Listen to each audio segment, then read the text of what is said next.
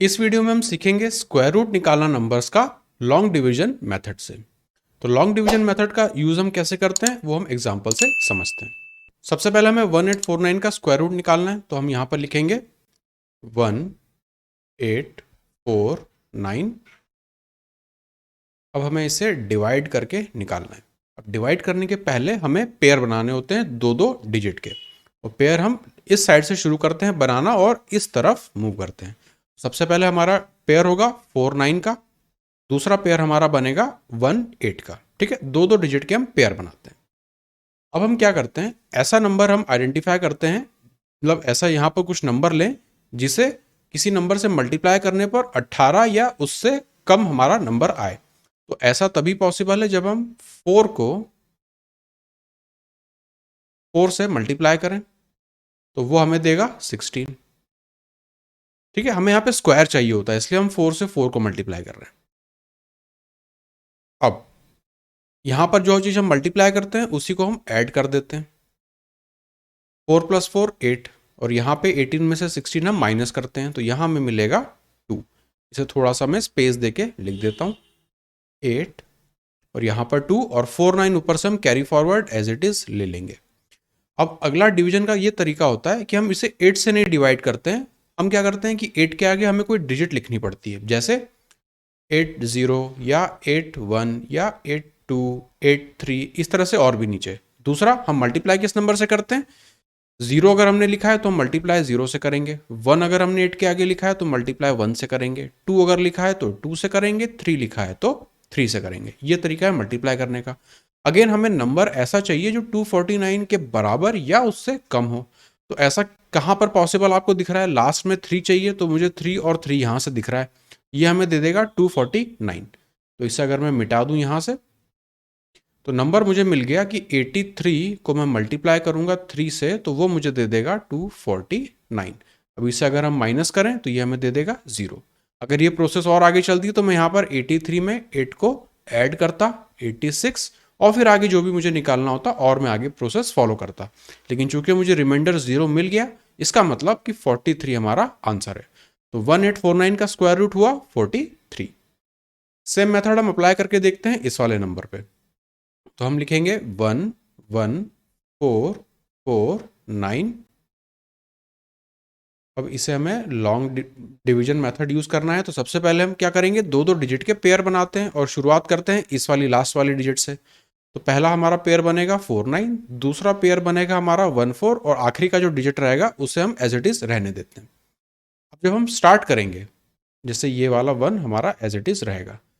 अब हमें ऐसा नंबर से मल्टीप्लाई करना है जिसे हमें एक, उससे छोटा तो कुछ होगा नहीं, तो सिंपली हमें यहाँ 1 लिखना पड़ेगा। मैं कलर चेंज कर देता हूँ। हमें 1 लिखना पड़ेगा, उसे मल्टीप्लाई करेंगे हम 1 से, तो हमें वो देगा क्या, 1। यहाँ पर अगेन हमें चूंकि 1 से मल्टीप्लाई किया था तो 1 ऐड करना पड़ेगा। ये वाला पार्ट हमारा हो जाएगा 2। यहाँ पर 1 से 1 माइनस करेंगे तो वो 0, ऊपर से हमें कैरी फॉरवर्ड लेना पड़ेगा 1 4 को। अब मैं आगे 2 के आगे क्या लिखूं कि उसे मल्टीप्लाई करके मुझे 14 या उससे छोटा नंबर मिले, तो ऐसा तो पॉसिबल है नहीं, क्योंकि सबसे छोटा नंबर अगर मैं 20 भी ले लूं, है ना, या फिर 21 लूं, फिर 23 लूं, 22 लूं, या फिर 23 लूं, तो 21 अगर मैं लूं तो मल्टीप्लाई करके मुझे 21 देगा, जो कि 14 से बड़ा हो जाएगा। तो एक ही ऑप्शन मेरे पास बचता है कि मैं इसे 0 से मल्टीप्लाई करूं। तो यहाँ पर होगा 2 के आगे 0, मल्टीप्लाई भी हम करेंगे 0 से, वो हमें देगा क्या, 0। यहाँ पर -0 करेंगे, यहाँ पर +0। सिंपली मैं समझाने के लिए यहाँ पे +0 लिख रहा हूँ आपको। तो यहाँ पर 20 ही रहेगा हमारा, यहाँ पर हो जाएगा 14, और ऊपर से 49 हमारा कैरी फॉरवर्ड हो जाएगा 49। अब हमें ऐसा नंबर चाहिए 20 जिसके आगे कोई एक डिजिट हम लिखें और उसी डिजिट से मल्टीप्लाई करके हमें 2049 मिले, जैसे कि 201 या 203 या 204। इसके आगे हमें कुछ मल्टीप्लाई करना है। दूसरा, मुझे यहाँ पे दिख रहा है कि लास्ट में 9 आ रहा है, तो 9 कब मिलता है, या तो 3 को 3 से मल्टीप्लाई करूँ या 7 को 7 से मल्टीप्लाई करूँ। तो दो ऑप्शन है मेरे पास, या तो मैं 203 से ट्राई करूँगा या मैं 207 से ट्राई करूँगा। इससे अगर मैं 3 से मल्टीप्लाई करूँ तो ये मुझे देगा 609, और इसे अगर मैं 7 से मल्टीप्लाई करूँ तो ये मुझे देगा 7 7 ज़ा 49, 7 2 ज़ा 14। तो यही हमारा यूज़ करना चाहिए हमें। यहाँ पर हम लिखेंगे 7, यहाँ पर भी हम लिखेंगे 7। तो 207 को हम 7 से मल्टीप्लाई करेंगे, हमें मिलता है 1449, माइनस होकर ये 0 दे देगा।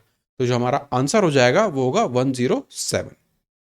तो 11449 का स्क्वायर रूट होगा 107। तो ये जो नंबर्स थे 1849 और 11449, ये जो है स्क्वायर रूट इनका हमें एक परफेक्ट नंबर मिल रहा था। कई बार ऐसे क्वेश्चंस होते हैं जहां पर हमें निकालना पड़ता है कि नियरेस्ट हमारा स्क्वायर कौन सा होगा, या फिर कितना रिमाइंडर बचेगा उतना स्क्वायर को छोड़ के, जैसे कि ये वाला क्वेश्चन।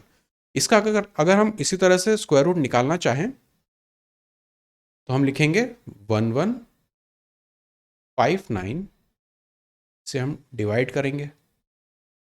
सबसे पहले पेयर बनाएंगे तो 59 और 11 के दो डिजिट के पेयर बन जाएंगे।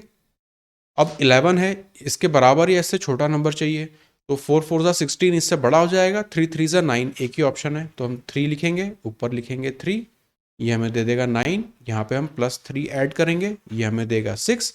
यहाँ से हमें माइनस होके मिलेगा 2, और यहाँ पर हमें मिलेगा 5 और 9।